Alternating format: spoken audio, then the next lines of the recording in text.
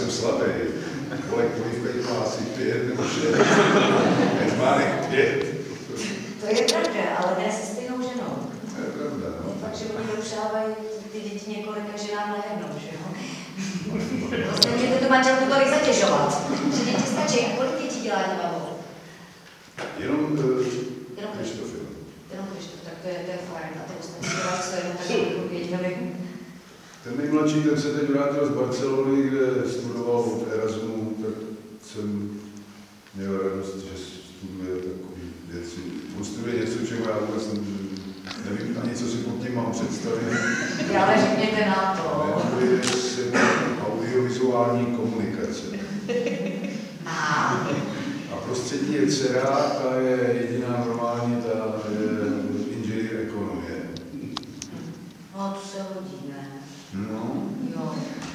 To je ale to jasné. A manželka dělá co? Že ho holky věděli. Manželka dělá úpravy zahraničních dokumentárních, českého znění zahraničních dokumentárních filmů. Aha, takže vy jste se potkali v Dabingu? Ne. My jsme se potkali, když pracovala ve filmovém ústavu po škole. Jo. Tak,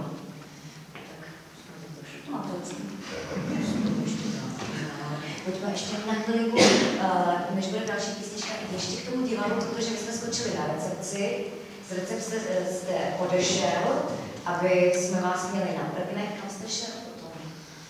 No, vrátil jsem se zpátky do toho Hradce, kde v té době, jak jste právě mluvila o draku, tak do toho divadla přišel Josef Krofta a hlavně z takové emigrace v Chebu přišel Jan Grossman, slavný režisér. Takže já šťastný, že jsem tuhle nabídku dostal, jsem se do toho Hradce zase vrátil. Jenomže ta doba byla těžká a i v tom Hradci, takže tahle partia. Jo, a ještě třetí tam byl Mirek Krobot, dneska šéf Davidského slavného divadla. A dneska už i slavný herec, tehdy to je jenom režisér.